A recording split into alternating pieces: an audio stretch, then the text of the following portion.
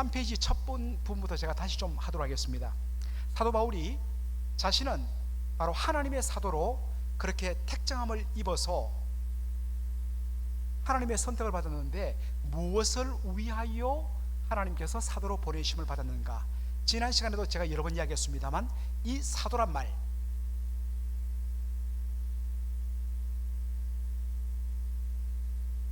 지난 시간에 제가 이야기했는데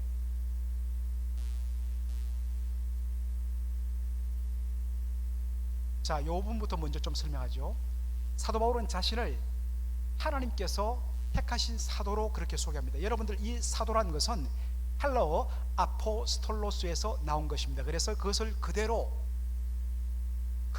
영어 단어화한 것이 아파슬, 사도란 말이죠. 그래서 우리가 사도신경 했을 때 Apostles' Creed 이렇게 우리가 이야기하는 것입니다. 이 사도란 말은 헬라어 원어상 보냄을 받은 자란 뜻입니다. 그렇다면 하나님께서 바울을 사도로 택하셨을 때 무엇을 위하여 보내셨는가 하는 것입니다. 바로 하나님의 복음을 위하여 복음을 전하도록 그가 부름받았다고 이야기하고 있습니다. 그러면서 2절에 보면 하나님께서 자기를 사도로 택하셔서 바로 보내셔서 전하게 하신 그 복음의 내용이 뭔지를 2절에 이야기합니다. 자, 그래서 그가 전해야 할 복음의 내용, 이제 2절인데 그것은 바로 하나님의 아들에 관한 것이라고 그가 이야기를 합니다. 하나님의 아들, 로마서 1장 2절에 이야기합니다. 이 복음은 하나님이 선지자들을 통하여 그의 아들에 관하여 성경에 미리 약속하신 것이라. 하나님의 아들, 이게 복음의 내용입니다. 하나님의 아들은 예수 그리스도, 더 구체적으로 말하면 예수님의 십자가와 부활의 복음을 이야기하는 것입니다. 그런데 3번 보시면 재밌는 것은 이것이, 이 하나님의 아들에 대한 복음이, 우리는 보통 예수님께서 이 땅에 오시고 십자가에 달려 죽으시고 부활하심을 통해서 복음이 나타나는 것으로 알지만 사실은 이미 창세기로부터 해서 말라기까지 구약 성경 전체에 하나님의 사람 선지자들을 통해서 장차 오실 메시아, 하나님 아들 메시아의 오심과 고난과 죽음과 부활과 그 영광, 그를 믿음으로 말미암아 구원 얻는 이 모든 복음의 내용들이 이미 구약 시대에 하나님께서 말씀해 주셨다. 그것이 바로 구약 성경에 기록되어 있다라고 이야기하고 있습니다. 다시 말해서 구약 성경은 오실 메시아이신 누구에 대한, 예수님에 대한 약속과 예언으로 충만한 것이 뭐냐? 구약 성경이라는 것입니다. 자, 이것을 가장 잘 보이신 분이 누구냐? 우리 예수님이세요. 자, 요한복음 5장 39절 여러분이 보시면 이런 구절입니다. 너희가 성경에서 무엇을 얻는 줄 알고? 영생을 얻는 줄 알고 성경을 상고 연구하거니와 이 성경은 곧 누구에 대하여? 내게 대하여 증거하는 것이로다. 여러분들, 지금 이 말씀을 하시는 분이 예수님이세요. 그러므로 예수님이 이 성경은 나에게 대하여 증거한다 했을 때 이 나는 누굽니까? 예수님을 뜻합니다. 그렇다면 구약 성경, 창세기로부터 말라기까지 39권 구약 성경은 거기에 예수님이란 말도 나오지 않고 십자가란 말도 나오지 않고 부활이란 말도 나오지 않습니다. 복음이란 말도 나오지 않습니다. 혹시 첫 번째 노트 필요하신 분들 손 좀 들어주시면 우리 임강 목사님께서 주시겠습니다. 손만 들어주시고 제가 계속 강의하겠습니다. 이 구약 성경은 뭐냐? 구약 성경은 영생을 얻게 하는 책이다. 영생의 책이다. 그러면 이 영생은 어떻게 얻느냐? 바로 장차 오실 메시아이신 예수님을 통해서 영생을 얻는다. 이게 예수님이 이해하신 구약 성경의 내용이란 것입니다. 자, 누가복음 24장, 저기 오네요. 빨리. 누가복음 24장 25절로 27절로 보면 다 같이 한번 읽어보죠. 가라사대 미련하고 선지자들의 말한 모든 것을 마음에 더디 믿는 자들이여, 그리스도가 이런 고난을 받고 자기의 영광에 들어가야 할 것이 아니냐 하시고, 이에 모세와 및 모든 선지자의 글로 시작하여 그 다음에 모든 성경에 쓴 바 누구에 대한 것을, 자기에 관한 것을 자세히 설명하시네. 예수님께서 부활하셨는데 엠마오로 가는 두 제자가 부활하신 예수님 옆에 있는 줄 알지 못하는 겁니다. 그래서 예수님께서 그를 책망하면서 그들에게 바로 장차 오실 메시아가 고난받고 죽고 부활의 영광에 들어갈 것이 이미 구약성경에 기록되어 있지 않느냐 하면서 그 자리에서 창세기로부터 시작해서 말라기까지 모든 성경에서 누구에 대한 것을 자기에 관한 것, 장차 오실 메시아, 그리고 그 말씀을 온전히 성취하실 자기에 관한 것을 풀어서 설명합니다. 자, 손 들어 주십시오. 없는 분들. 그럴 때에 어떻게 됐다고요? 제자들의 마음 속에 길에서 우리에게 말씀을 풀어주실 때 뭐라고 이야기합니까? 우리의 마음이 뜨겁지 아니하더냐. 이 복음의 능력이 들어가면 이런 일이 일어나죠. 자, 사도 바울은 로마서 3장에서 다시 한 번 더 자세하게 3장 4절에서 복음의 핵심 메시지인 하나님의 아들이 누구신지에 대해서 더 자세히 설명합니다. 자, 1장 3절 4절 우리 다 같이 읽죠. 시작.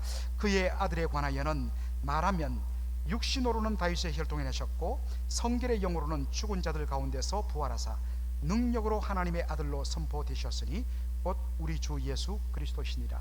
2번 보면 예수님은 누구신가? 예수님은 다윗의 후손으로 나신 메시아. 아까 여러분 메시아가 무슨 뜻인 줄 알았죠? The anointed, 기름 부음 받은 자. 이게 히브리어라면 이 히브리어의 헬라 단어가 그리스도, 똑같이 The anointed, 기름 부음 받은 자라는 뜻입니다. 그런데 그분이 하신 메시아의 사역이 뭐냐면 이번에 그분은 고난당하시고 어디서 죽습니까? 십자가에서 죽습니다. 여러분들 십자가는 신명기 21장 23절 제가 여러 번 말씀드렸습니다만 나무에 달린 자마다 하나님께 저주를 받았습니다 말씀이 나옵니다. 그러니까 유대인들에게서 십자가는 단순한 처형 도구일 뿐만 아니라 십자가에 못 박힌 자 하나님께 저주받아 버림받은 자다. 여러분들 왜 유대인 지도자들이 예수님을 십자가에 못 박게 하소서라고 외친 이유가 바로 여기 있습니다. 사람들의 마음속에 담겨있는 예수님에 대한 하나님의 아들의 이미지를 기울 수 있는 방법은 십자가에 못 박는 것입니다. 왜요? 사람들에게 십자가는 하나님께 저주받은 자의 죽음이기 때문입니다. 하나님의 아들이신 그분이 십자가에서 죽었습니다. 사람들은 십자가에 달려 죽은 예수를 보고 하나님의 아들 아니라고 이야기했어요. 그런데 4번 보니까 이 예수님께 어떻게 무슨 일이 납니까? 사망 권세 이기시고 죽음을 이기고 부활하심을 통해서 바로 그 십자가에 못 박혀 죽으신 예수님이 진정 누구이신 것을, 하나님의 아들이신 것을 declare, 선포한 것이 뭐냐? 예수님 부활이란 거죠. 그리고 그분은 하늘에 오르사 성천하여서 하나님의 어디에 앉습니까? 하나님의 우편에 앉습니다. 하나님의 우편에 앉았다는 것은 여러 번 설명했지만 위치로서의 오른쪽 왼쪽을 가리킨 것이 아니라 이스라엘 백성들의 개념상 우편은 바로 동등한, the same, the equal이라는 의미를 갖고 있습니다. 그래서 예수님께서 하나님 우편 보좌에 앉으셨다는 것은 오른편에 있는 자리에 앉았다는 것이 아니라 성부 하나님이 가지셨던 그 모든 영광과 은혜를 성자 하나님, 사망 권세 이기시고 부활하신 그분께도 동일하게 주어진다는 그러한 의미가 되는 것이 바로 이 내용입니다. 그래서 그분은 성부 하나님과 동등한 권세를 부여받습니다. 그 결과 예수님은 어떻습니까? 위로는 하늘로 아래는 땅으로 하늘과 땅의 모든 권세를 가지신 뭐가 되는 것입니까? 주가 되는 것입니다. 여러분들 우리가 예수님을 주님이라고 부르는데 이것은 단순한 예수님에 대한 은하도 호칭이 아니라 바로 그분은 뭐냐? 하늘 영광 버리시고 아버지의 뜻을 이루기 위하여 십자가에 죽기까지 그렇게 온전히 낮아주시고 그 예수님을 하나님이 지극히 높여서 부활 성천케 하시고 하나님 우편 보좌에 앉게 하시고 하늘과 땅의 모든 권세를 가지고 이 땅을 다스리시는 만왕의 왕 만주의 주라는 의미가 뭡니까? 예수님을 You are my Lord라는 뜻입니다. 굉장한 의미입니다. 자, 이것이 바로 사도 바울이 바로 전하도록 그가 택함받은 사도로 임명받은 바로 내용입니다. 뭘 전하도록? 복음. 복음은 뭐냐? 하나님의 아들이다. 그 하나님의 아들은 뭐냐? 바로 이 땅에 오셔서 십자가에 달려 죽으시고 사망 권세 이기시고 부활하심을 통해서 우리에게 구원과 영광을 허락해 주신 바로 그 주님을 말한다 하는 것입니다. 자, 그 다음에 사도 바울이 자신의 복음 사역을 은혜와 사도의 직분이라고 이야기하고 있습니다. 자, 여러분들 로마서 1장 5절 6절 한번 읽어보겠습니다. 시작. 그로 말미암아 우리가 은혜와 사도의 직분을 받아 그의 이름을 위하여 모든 이방인 중에서 믿어 순종하게 하나니 너희도 그들 중에서 예수 그리스도의 것으로 부르심을 받은 자입니다. 참 여기 하나하나 중요한데 이렇게 다다 보면 끝이 없어요. 그래서 짧게 넘어가기를 원합니다. 그가 사도의 직분을 받은 것은 전적인 하나님의 은혜란 말이죠. 그래서 그가 이 사실을 잊지 않기 위해서 우리가 은혜와 사도의 직분을 받아라고 사도의 직분 앞에 은혜란 말을 그가 붙입니다. 그래서 은혜란 말이 나오는 것입니다. 자, 그 다음에 중요한 구절이요, 여러분들 다시 1장 5절로 6절을 보십시다. 그가 그로 말미암아 우리가 은혜와 사도의 직분을 받아 그의 이름을 위하여 모든 이방인 중에서 믿어 순종케 하나니. 사도 바울이 사도의 직분을 받은 근본적인 최종적인 목적은 뭐냐? 바로 그가 복음을 전하고 하나님의 아들의 복음을 전하여서 하나님의 아들을 나의 주님으로 받아 구원받은 자들이 그 예수님을 믿고서 순종하게 하기 위하여 그가 복음을 전한다고 이야기합니다. 자, 여러분, 이방인 중에서 믿어 순종케 하려고, 이 말 우리나라 말로는 잘 다가지 않습니다. 그런데 NIV 성경을 한번 보십시오. 영어 성경을 보면 믿어 순종케 한다는 이 표현을 아예 이렇게 표현합니다. The obedience that comes from faith. 그 순종은 뭐냐? 우리 예수 믿고 구원받은 자들이 해야 할 obedience. 우리는 뭐 순종 잘해야 됩니다. 교회에서 뭐 하라면 잘 따라하는 것을 우리는 순종 잘한다. 우리에게는 순종의 개념이 그런 의미입니다. 그런데 여기에서 말하는 순종은 복음의 본질적인 내용입니다. The obedience that comes from faith.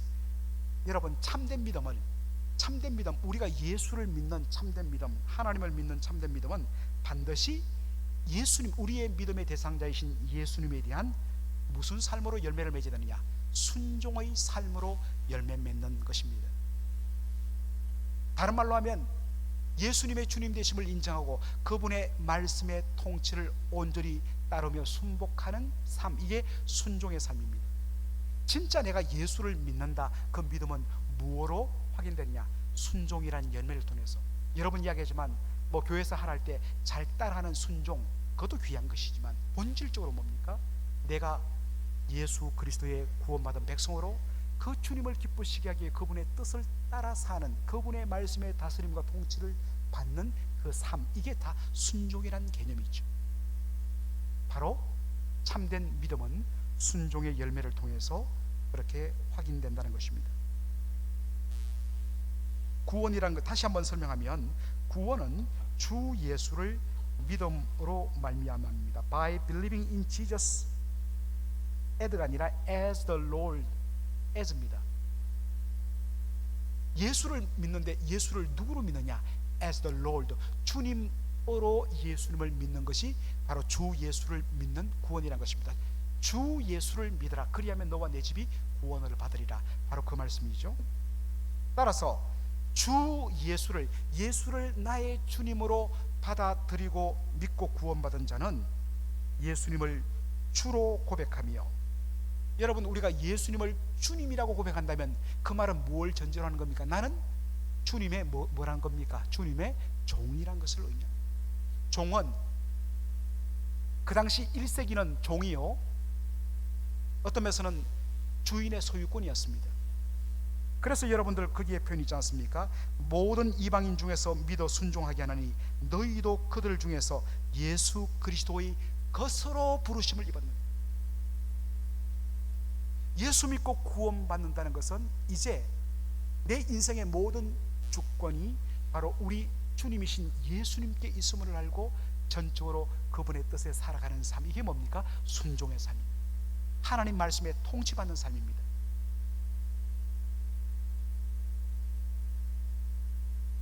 이 열매가 뭘 보여주냐면 나는 예수 믿고 구원받은 자라는 것을 확인해 주는 것입니다.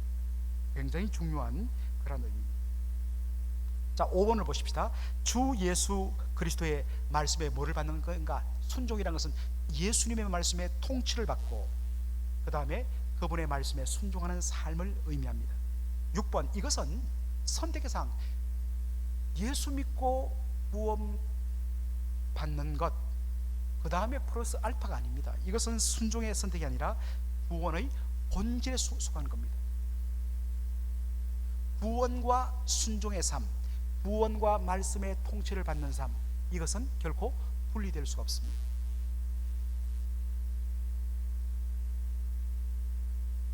그런 의미에서 믿음과 순종은 따로 분리될 수 없으며 언제나 동반하게 되는 것입니다. 예수를 믿었습니까? 예수님의 말씀에 순종하는 삶을 살게 됩니다. 예수님을 주로 고백합니까? 그러면 나는 주님의 것입니다. 내가 살아도 주를 위하여 살고 죽어도 주를 위하여 사는, 사나 죽으나 주님의 영광을 위하여 존재하는 주님의 것입니다 하는 고백이 바로 예수를 믿는다라는 믿음의 고백 속에 포함되는 것이죠. 믿음 따로 순종 따로 분리될 수 없다는 것입니다. 자, 이렇게 정리하고 로마서 1장 8절을 보면 8절로 15절이 사도 바울이 로마를 방문하는 이유와 목적을 밝힙니다. 자, 바울이 그토록 로마 교회를 방문하기 원하는 이유. 자, 1번 로마서 1장 11절을 한번 읽어보죠. 시작. 내가 너희를 보기를 간절히 원하는 것은 어떤 신령한 은사를 너희에게 나누어 주어 너희를 견고하게 하려 함이니. 여러분, 여기에 보니까 사도 바울이 왜 로마 교회를 방문하느냐? 내가 너희 로마 교회에게 신령한 은사, 스피리추얼 기프트를 나눠주기를 원한다. 그러니까 이게 우리나라 말로 또 영어로 스피리추얼 기프트, 신령한 은사니까 우리의 이미지 속에 신령한 은사면 딱 뭐가 떠오릅니까? 고린도전서 12장에 나오는 성령의 은사, 방언으로 갑자기 이 혀가 좀 이렇게 올리면서 랄랄랄랄라 샬라샬라 하는 그러한 방언으로 우리가는 친숙해진 성령의 은사를 딱 떠올리게 됩니다. 그런데 항상 우리가 성경을 볼 때에 어떠한 이해 잘 되지 않는 말씀이 나올 때는요, 반드시 그 말씀을 뭘 따라 읽어야 된다고요? 앞뒤 문맥을 통해서 읽어야 됩니다. 전후 문맥, 앞뒤 문맥을 통해서. 이단들의 특징이 뭐냐면요, 자기들에게 필요한 그 단어와 그 구절만 딱 필요해서 뽑아서 자기들의 논리를 세우기 위해서 봅니다. 그런데 이 말씀과 단어가 놓은 앞뒤 문맥을 보면 그들이 주장하는 내용이 다 엉터리예요. 그래서 여러분들 특별히 이상한 주장을 하는 사람 그 근거로 뭘 딱 제시하면 잠시만요 앞뒤 문맥을 한번 읽어보십시오. 그러면 그 말씀의 의미가 그것이 아닌 경우가 대단히 많습니다. 반드시 말씀의 의미는 앞뒤 전후 문맥을 통해서 컨텍스트를 통해서 살펴봐야 됩니다. 자, 로마서 8장 1장 8절로 15절을 읽어보면 우리가 여기서 말하는 사도 바울이 로마 교회에게 전해주기를 원하는 바로 신령한 은사는 성령의 은사 아닙니다. 왜 그러냐? 여러분, 상식입니다. 성령의 은사는 누구의 은사입니까? 성령께서 주권적으로 주시기를 원하는 자에게 주시는, 성령이 주권적으로 주시는 은사입니다. 사도 바울 자기가 뭐길래? 여러분들 이런 분들 조심해야 됩니다. 내가 손만 얹으면 그 사람 방언 터지고 내가 손만 대면 그 사람에게 은사가 나타난다. 여러분, 절대로 신뢰하면 안 됩니다. 왜? 성령의 은사는 그 주권이 성령께 있습니다. 어디 감히 어떤 인생이 얹어서 손을 얹다고 그 사람이 방언 터져요? 그 사람이 무슨 예언 받아요? 그러지 않습니다. 그거 조심하셔야 돼요. 그런 의미에서 내가 로마 교회를 방문하는 것은 너희들에게 신령한 은사를 나눠주기 위함이라. 그렇다면 더더욱이나 성령의 은사가 아니죠. 그래서 말씀을 쭉 문맥을 통해 보면 마지막 1장 15절에 사도 바울이 뭐라고 이야기하느냐 한번 읽어보겠습니다. 그러므로 나는 할 수 있는 대로 로마에 있는 너희에게도 뭘 전하기를 원한다? 복음 전하기를 원한다. 여러분, 사도 바울이 나눠주기를 원했던 신령한 은사는 다름 아닌 복음이었습니다. 그러니까 이것은 뭐 어떤 방언이라든지 이런 은사가 아니라 말 그대로 기프트, 선물이라는 뜻입니다. 신령한 하나님의 선물. 그게 뭐냐? 복음이라는 것입니다. 그래서 바울이 로마를 방문하여서 나눠주기를 열망했던 신령한 은사는 다름 아닌 복음이라는 것입니다. 자, 여기서 우리가 이런 하나의 의문점을 던질 수 있어요. 여러분, 이미 로마 교회는 바로 오순절날 성령이 강하게 임하셨을 때에 바로 지중해 연안에 있던 수많은 흩어졌던 디아스포라 유대인들이 예루살렘에 오순절을 지키러 왔다가 그때 사도 바울 그리고 사도 베드로와 12사도들의 복음을 듣고서 바로 회심한, 그리고 각지에 다시 돌아갔던 그 사람들에 의해서 교회가 세워졌는데, 바로 그 중에는 로마 사람도 있었습니다. 그래서 로마 교회는 이미 AD 30년 이후에 이미 자생적으로 생긴 교회라고 제가 서론 시간에 말씀드렸습니다. 여러분, 교회란 것은 뭡니까? 근본적으로 교회란 것은 단순한 빌딩, 조직, 사람이 아니라 신약 성경에서 교회를 했을 때 교회는 뭐냐? 예수 그리스도를 머리로 하고 예수 그리스도의 구원의 은혜에 동참한 예수님의 몸된 지체들, 바로 예수 믿고 구원받은 것을 전제로 하는 표현이 뭐냐? 교회입니다. 그렇다면 로마 교회는 이미 복음 위에 세워진 말씀의 은혜의 공동체입니다. 그런데 왜 사도 바울이 이 복음의 공동체인 로마 교회에게 복음을 전하기 위하여 간다고 이야기했을까 하는 것입니다. 2번을 보시면 그것은 로마 교회의 성도들의 그 믿음이 의심되어서 그랬던가? 그렇지 않다는 것입니다. 로마서 1장 13절 여러분 한번 읽어보시기 바랍니다. 형제들아, 내가 여러 번 너희에게 가고자 한 것을 너희가 모르기를 원하지 아니하노니 이는 너희 중에서도 다른 이방인들 중에서와 같이 열매 맺게 하려 함이라. 이미 예수를 믿었습니다. 구원의 은혜를 누렸습니다. 그런데 시간이 지나면서 나중에 우리가 로마 교회의 문제를 살펴보면 알겠지만 그 복음의 은혜 가운데 복음과 합당, 복음에 일치되는 삶에서 조금씩 멀어지는 교회의 모습을 본 것입니다. 그래서 복음을 전하고 그 십자가와 부활을 통하여 우리에게 주신 그 놀라운 구원, 그 복음의 은혜 속에 다시 굳어졌던 마음들이 녹아지고 첫사랑을 회복하고, 그래서 그 복음에 합당한 성도의 삶을 더 아름답게 살도록 하기 위하여 뭐가 필요하느냐? 복음을 전하는 것이 필요하다는 것입니다. 여러분, 우리도 마찬가지예요. 우리가 예수 믿고 신앙생활을 오래 하다 보면요, 어느 사이에 마음이 굳어지고 어떤 메말라집니다. 그럴 때마다 십자가의 복음을 듣고 하나님의 우리를 향하여, 예수님을 향하여 베푸르신 그 놀라운 은혜를 다시 듣고, 그리고 왜 예수님을 통해서 우리를 죄 사함 받고 하나님 자녀 삼으시고 하나님 나라 백성 삼으시는가, 그 이유와 목적에 대해서 강하게 말씀을 들을 때 식어졌던 잠자던 내용 속에 막 그냥 탁 눈이 열리면서 식어졌던 가슴이 뜨거워지면서 하나님의 은혜와 사랑이 넘치면서 새로운 삶, 다시 한 번 더 일어서는 삶을 사는 거죠. 그래서 그런 의미에서 맥걸린 한인 장로교회, 예수 믿고 구원받은 성도들의 공동체이지만 우리에게도 끊임없는 복음이 선포되어지고 복음이 들려져야 하는 이유가 거기 있습니다. 그래서 옛날에 우리 임 목사님 계실 때 대각성 전도 집회, 뭐 새가족 초청 집회 했지 않습니까? 사실은 이제 그것이 한국의 뭐 사랑교회라든지 부산의 호산나 교회 이런 데서 이제 그분이 훈련 받았기 때문에 그것을 했는데, 사실은 그것이 잘 작동되면 처음 예수 믿고 예수 막 끌려온 사람들, 막 친구들에 의해서 강권 받은 사람들은 마음이 금방 안 열려요. 그런데 정작 누가 은혜 받느냐?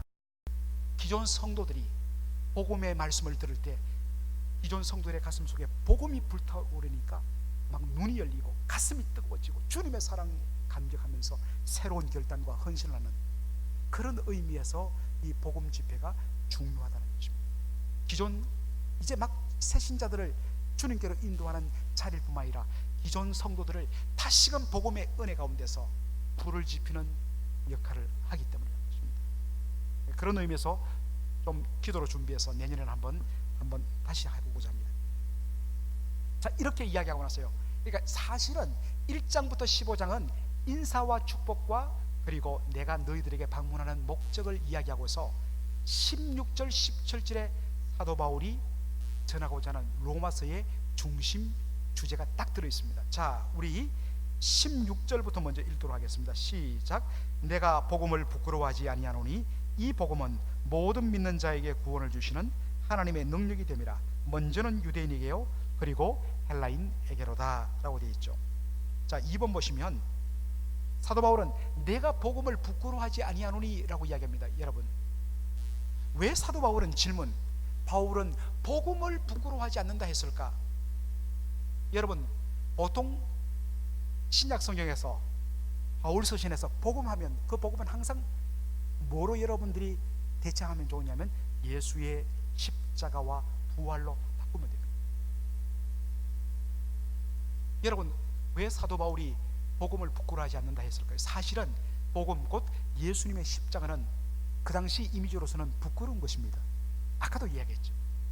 유대인들에게 있어서 1차적으로 십자가는 2000년 전 로마 제국의 사형 형틀 도구입니다. 그런데도 유대인들에게는 나무에 달린 자마다 하나님께 저주를 받았습니다 하는 이미지가 각인되어 있습니다. 그러므로 예수님이 십자가에 못 박혀 달려 죽으셨다는 이 복음의 내용이 사실은 참으로 입에 담기 어려운 겁니다. 사람들이 뭐라고 이야기합니다. 거기에 제가 쭉 해놨죠. 십자가는 사형형 돌이고 나무에 달린 자마다 하나님 앞에 저주를 받았습니다 하는 하나님께 저주받음의 상징이라고 이야기했습니다. 그러므로 7번 보니까 십자가의 죽음은 그 당시 사람들에게는 굉장히 수치스럽고 부끄러운 일이었습니다. 오늘날 예를 들어서 우리 어떤 면에서는 일가 친척 중에 누가 어떤 면에서는 죄를 크게 지어서 어떤 면에서는 사형당했다, 사형수의 집안이다, 여러분들 감추려고 그러죠. 당연하지 않겠습니까? 왜? 부끄러운 일입니다. 그 당시 십자가는 저주와 부끄러움의 상징이었습니다. 그런데도 불구하고 사도 바울은 이야기합니다. 내가 복음을 부끄러워하지 아니하노니, 당당하게 이야기합니다. 그게 고린도전서, 이제 우리 요즘 토요일날 아침에 공부 계속하고 있는데 고린도전서 1장 후반부터 그것이 강하게 나옵니다. 내가 복음을 부끄러워하지 않는다고 말한 이유는 뭐냐? 자, 1번 보십시다. 복음은 모든 믿는 자에게 구원을 주시는 하나님의 능력이 되기 때문입니다. 2번을 보시면 예수 그리스도가 저주와 수치의 상징이던 어떤 죽음, 십자가 죽음을 통해서 우리 죄인의 죄값을 대신 다 지불하심으로 말미암아 율법의 저주에서 우리를 뭐하셨다? 속량하셨다. 여러분 이야기했습니다. 리뎀션, 빚을 다 갚았다, 값을 다 지불했다. 이게 리뎀션입니다. 여러분들 영한 사전을 보면 여러분 이야기했습니다만 리뎀션이라는 말을 바로 경제 이렇게 괄로 치놓고 변제, 변상이라고 합니다. 변제가 뭡니까? 여러분들 은행에 돈 빌렸다가 이자와 더불어 원금을 다 갚았을 때 딱 편지가 오기를 You have been redeemed, 바로 다 변제되었다. 리뎀션입니다. 이것을 우리나라 말로 속량이라 번역했어요. 여러분들, 이 속자란 것은 값을 지불하고 사다 하는 뜻입니다. 속자고, 양은 어질 양조도 되지만 양민할 때, 일반 시민할 때, 양민할 때 양조도 됩니다. 속량이라는 것은 뭐냐? 노예 신분에 갇혀서 노예로 살 수밖에 없는 그 사람에게 노예의 몸값을 지불하고 그 사람을 자유시민으로 풀어주는 것, 이게 뭡니까? 속량이란 거죠. 이것을 어떤 한자는 후속, 값을 지불하고 구하는 것으로 번역하기도 합니다. 율법의 저주에서 우리를 속량하시고 사망 권세 이기시고 예수님 어떻게 하십니까? 부활하심으로 말미암아 죽음의 권세에서 우리를 자유케 하고 영생을 주셨습니다. 이것이 예수님의 십자가 부활의 바로 능력입니다. 이러한 의미를 담고 있는 십자가를 통하여 우리를 죄와 사망에서 속량하시고 우리를 부활을 통하여 우리에게 새 생명 주신 예수님의 십자가 부활, 이 복음을 내가 왜 부끄러워하느냐? 자랑한다 라고 이야기하는 것입니다. 우리에게도 이러한 같은 자랑, 당당함이 있어야 되죠.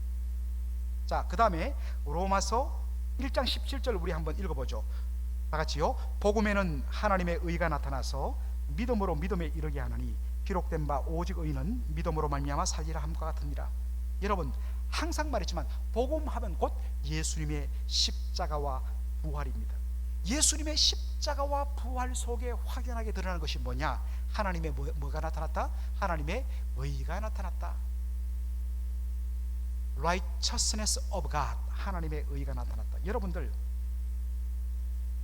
사실은 이 개념만 여러분이 오늘 딱 정리되면요, 로마서 그 다음에는 로마서가 막 열립니다. 왜냐하면 로마서는 예수 그리스도의 바로 십자가 부활을 통하여 드러난 하나님의 의, 이것을 믿음으로 말미암아 우리가 믿음으로 의롭다움을 받는 것, 이신칭의, 그 내용이기 때문에 하나님의 의가 뭘까? 복음에 하나님의 의가 확연하게 드러났다고 했는데 하나님의 의가 뭘까? 자, 여러분, 복음에 확연하게 드러난 하나님의 의 1번, 그것은 바로 하나님의 공의입니다. Justice of God. 여러분들 공의 알죠? 잘못된 것을 심판하는. 하나님은 공의로우신 분입니다. 하나님이 공의로웠다는 것은 뭐로 나타나냐? 죄에 대해서 넘어가지 않고 죄에 대해서 반드시 심판하고 진노하는 것으로 나타나는 것이 뭐냐? 하나님의 justice, 공의입니다. 그렇다면 복음에는 예수의 십자가 죽음에는 하나님의 의가 드러났다. 이게 무슨 말일까? 예수님의 십자가 죽음에는 죄에 대해서는, 물론 예수님은 죄가 없습니다. 그러나 예수님은 우리 죄를 대신 지시고 죄인으로서 하나님 앞에 심판받은 겁니다. 여러분, 십자가에 달린 예수님에게 하나님께서 사살 다루셨습니까? 그렇지 않습니다. 엘리 엘리 라바 사막다니, 나의 하나님 나의 하나님 어찌하여 나를 버리셨는가 했을 때 하나님께서는 공의로운 아버지의 입장이 아닌 공의로운 재판장의 입장에 섰기 때문에 아들의 부르심을 외면하셨습니다. 예수님의 십자가 죽음에는 죄에 대해서 반드시 심판을 내리시는 하나님의 뭐가 드러났느냐? 하나님의 공의, 저스티스가 드러났다는 것입니다. 그래서 십자가를 보러 갈 때 우리가 뭘 하냐? 죄는 반드시 심판받을 수밖에 없다. 심지어 예수님 하나님의 아들이신데 그가 죄인 아닌데 우리의 죄를 지으셨는데도 왜 예수님 죽으셨는가? 죄에 대해서는 반드시 심판하시는 하나님의 공의 때문에. 그러므로 십자가, 복음에는 하나님의 의가 나타난다는 것입니다. 두 번째로, 복음에는 하나님의 의가 드러난다고 그랬는데 복음에 드러난 하나님의 의, righteousness of God은 뭐냐? 그것은 하나님의 신실하심, faithfulness, 변함없는 faithfulness, 신실함이라는 것입니다. 여러분들 오늘 집에 가셔서 구약 성경을 처음부터 한번 읽어보세요. 그리고 구약 성경에서 의로울 의자, 영어 성경을 펴면 확인하면 righteousness라는 단어가 나오면요, 여러분 앞뒤 문맥을 읽어보세요. 그러면 반드시 그 의라는 것은 이 두 가지로 개념이 써요. 문맥으로 읽어보면 하나는 하나님의 justice, 공의, 죄에 대해서는 반드시 심판하시는 하나님의 공의, 또 하나는 뭐냐? 하나님의 의리. 여러분, 의리란 게 뭡니까? 한번 약속한 것에 대해서는 끝까지 어떤 형편과 상황과 컨디션이 바뀌었기 때문에 지키지 않아도 되는 것이 아니라 때로는 손해를 보고 때로는 어떤 면에서는 안 해도 되는데도 불구하고 약속했기 때문에 끝까지 지키는 것, 이게 뭡니까? 우리나라 말로 의리죠. 바로 이 의리란 단어가 영어로 옮기면 뭐냐? faithfulness가 됩니다.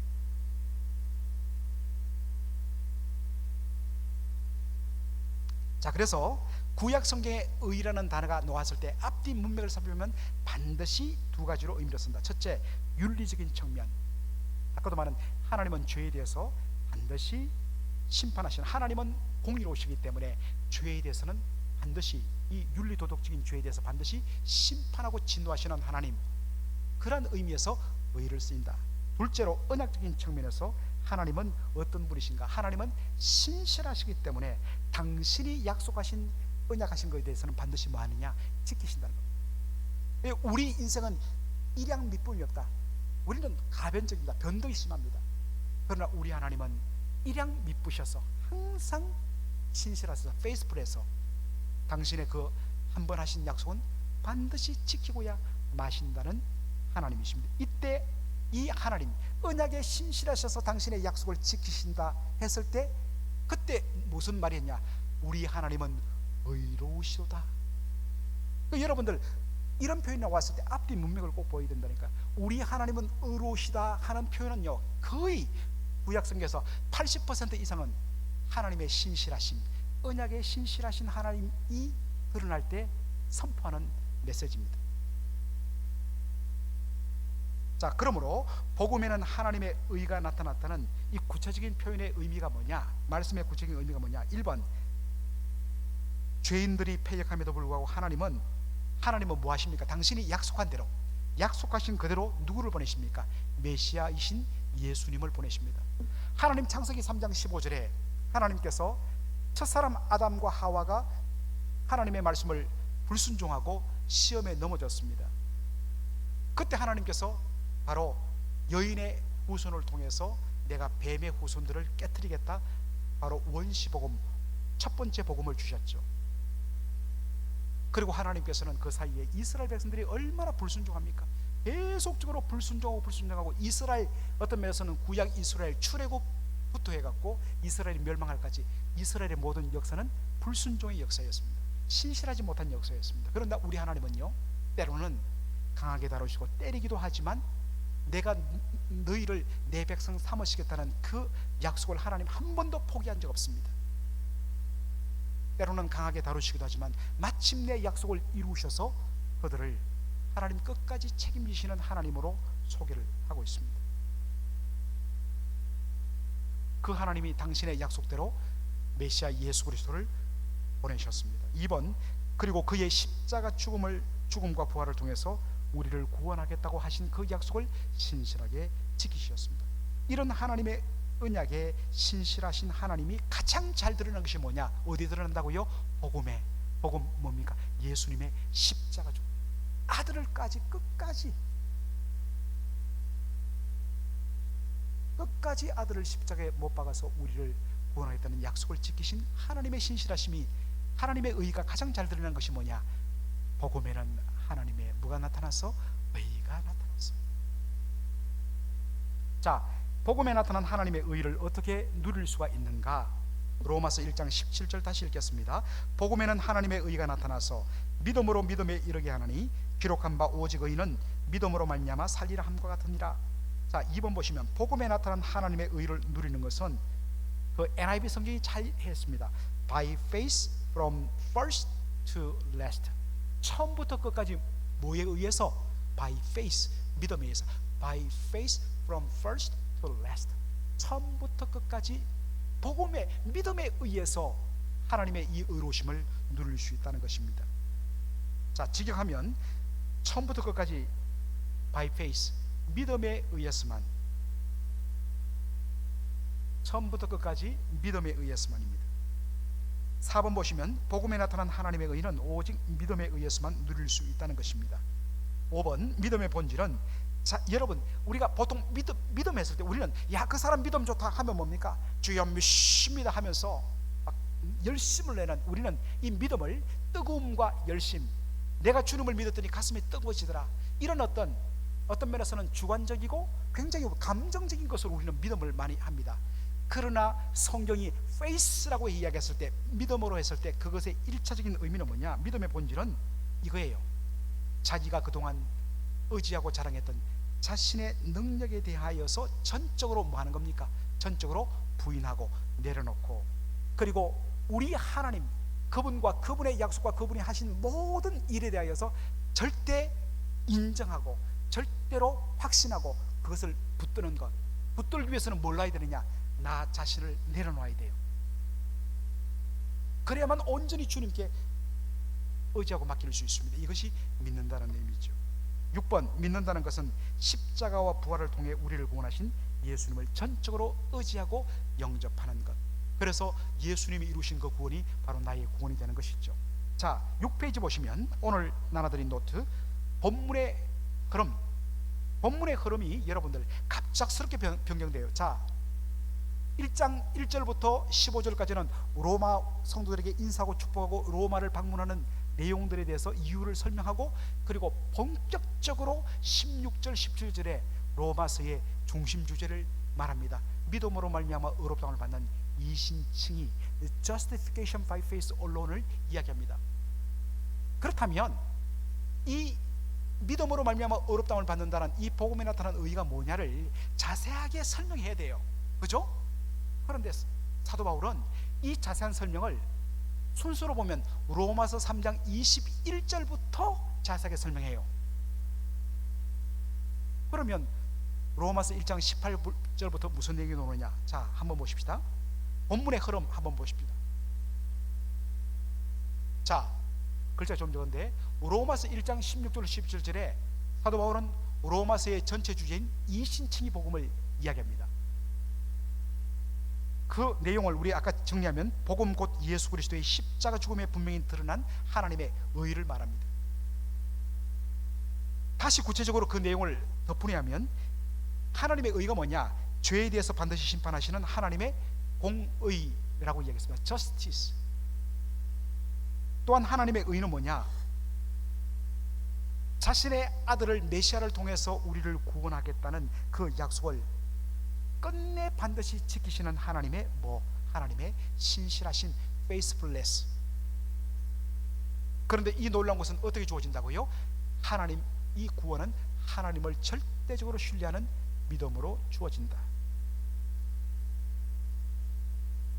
자, 3번 보면, 그러고 나서 원칙적으로는 이 주제를 그 다음에는 자세하게 설명하는, 이신치기 복음을 자세하게 풀어 설명하는 자세한 내용이 나와야 되는데 갑자기 본문의 흐름이 바뀌어요. 로마서 1장 18절로 30절 크게 보면 갑자기 인간들의 온갖 죄악과 범죄와 이에 대한 하나님의 진노와 심판의 내용이 그 사이에 꽉 차 있어요. 이걸 좀 더 나눠보면 로마서 1장 18절로 32절에는 특별히 이방인들의 죄악들과 그리고 그에 대한 하나님의 진노와 심판을 다뤄요. 그리고 나서 로마서 2장으로 가면 2장 1절로 3장 8절까지는 유대인들의 범죄와 하나님의 진노와 심판을 다룹니다. 그리고 로마서 3장 9절로 20절 보면 이 앞에 있는 모든 것을 종합해갖고 종합적으로 이방인과 유대인 전체를 포함한 전 인류의 범죄와 하나님의 심판에 대해서 이야기를 합니다. 그리고 나서 3장 21절로 3장 마지막 장까지 소위 이신칭의 복음에 나타난 하나님의 의를 자세하게 설명합니다. 왜 곧바로 설명하지 않고 중간에 인간들의 범죄와 그것들을 자세하게 설명하고 하나님의 심판을 이야기할까요? 자, 여기에 의도가 있습니다.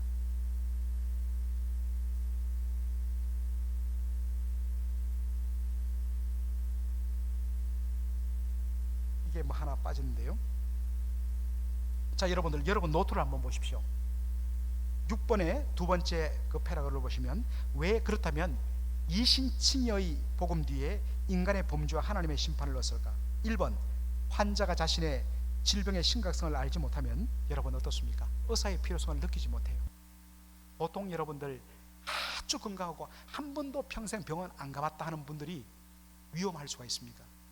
그런데 늘 아프고 조금만 아프면 골골하고 맨날 아프다는 이런 분들은요, 죽을 병 안 걸려요. 왜냐하면 조금만 신호 오면 병원에 가거든요. 그런데 건강한 사람은 뭐 신호 와도 아이고 뭐 아스피린 하나만 먹으면 되지 이러다가 병을 키우는 거죠. 마찬가지입니다. 2번 보시면 자신의 영적인 상태의 심각성, 자기가 얼마나 영적으로 심각한 지금 상태에 있는지를 여러분들 모르면요, 사람들 절대로 가지를 않아요. 마찬가지예요. 내가 얼마나 영적으로 심각한 상태인지, 여러분들 우리가 산상수훈을 공부하지 않습니까?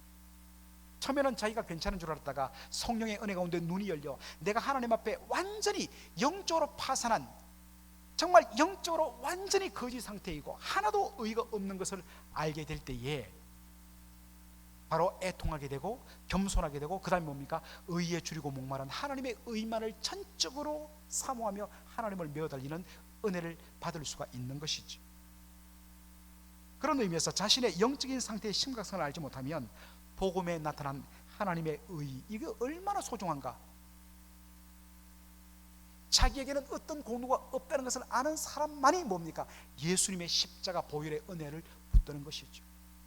바로 그런 의도를 위해서 사도 바울은 곧바로 복음의 의, 이신치기 복음을 자세하게 들어가지 않고 인간의 영적인 상태, 경건치 않음과 불의함과 각종 죄악들을 이야기하고 이것은 얼마나 무서운 하나님의 심판이 임한가를 보여줍니다. 그때 사람들이 절망하게 되죠. 절실하게 자기의 의를 의지하지 않고 이제 하나님 살려주세요라고 나가게 된다는 것입니다. 3번, 그렇기 때문에 이신칭의 복음이 필요한 이유로서의 인간의 처참한 영적인 상태를 먼저 설명할 수밖에 없는 것입니다. 자, 여러분, 이런 식으로 여러분들이 로마서를 읽으면 로마서 1은 재미가 나요. 그죠? 이게 다 이유가 있습니다. 자, 이제 본격적으로 먼저 이방인들의 어떤 그 범죄와 하나님의 진노를 다룹니다. 자, 로마서 1장 18절 우리 한번 로마서 18장 여러분들 우리 한번 이게 하나 빠져버렸습니다. 죄송합니다. 이 노트가 2개 빠졌는데요. 자, 여러분 노트를 보시고 한번 읽어보시겠습니다. 자, 제가 정확하게 15분까지 1시간 한다고 그랬으니까 15분에 마치도록 하겠습니다. 자, 읽겠습니다. 시작. 하나님의 진노가 불의로 진리를 막는 사람들의 모든 경건치 하지 않음과 불의에 대하여 하늘로부터 나타나나니. 2번 보시면 하나님의 진노는 의로우신 하나님이 죄에 대해서 일으키는 정당한 반응입니다. 여러분, 하나님의 진노의 대상은 누구냐? 거기 보니까 불의로 진리를 가로막는 사람들이라 이야기했습니다. 여러분들 4번 보시면 그 구체적인 죄악들을 어떻게 지적하느냐? 경건치 않음과 불의라고 이야기합니다. 여러분, 죄란 것은 뭐냐? A번, 죄는 근본적으로 하나님의 하나님 되심을 어떻게 하는 것? 인정하지 않는 것. 이게 뭡니까? 바로 죄란 것입니다. 그리고 B번, 하나님의 하나님 되심을 인정하지 않고 자기가 자신의 주인이고 혹은 자신의 하나님이 되어서, 스스로가 자기 자신의 하나님이 되어서 자기 영광과 자기 마음의 탐욕이 이끄는 대로 살아가는 것. 하나님이 그 마음속에 인정되고 하나님의 영광을 추구하는 사람은 어떻게 하면 하나님을 기쁘시게 할까? 하나님의 뜻, 하나님의 디자이어가 자기의 디자이어가 됩니다. 그러나 자기 인생의 주인이 자신이 되면, 자기 인생의 하나님이 자기 되면 오직 자기 영광, 자기 탐욕을 추구한다는 것입니다. C번, 그 결과로 하나님의 법에 대해서 의도적으로 거부합니다. 왜? 모든 인생의 기준, 판단 기준은 자기 자신의 생각이기 때문입니다. 그래서 하나님의 법에 대해서 의도적으로 거부하는데, 여러분, 불의란 건 뭐냐? 우리는 불의를 도덕적이고 윤리적인 개념으로 접근하는데 그것은 하나의 결과이고, 원래 본질은 뭐냐? 불의는 하나님의 법에 대해서 아니면 하나님의 존재에 대해서 의도적으로 인정하지 않고 거부하는 것. 그러면 그 중심에 누구 놓느냐? 자기 인생, 자기의 생각과 주장을 그 자리에 놓는 것. 이게 뭐냐? 불의라고 이야기합니다. 제가 늘 좋아하는 제네바의 종교교육자 존 캘빈, 프랑스 원래 출신이기 때문에 장 깔뱅어로 요즘 많이 번역되는데, 이 존 캘빈이 이렇게 이야기했습니다. 로마서 주석에서 이 구절을 주석하면서 이렇게 했습니다.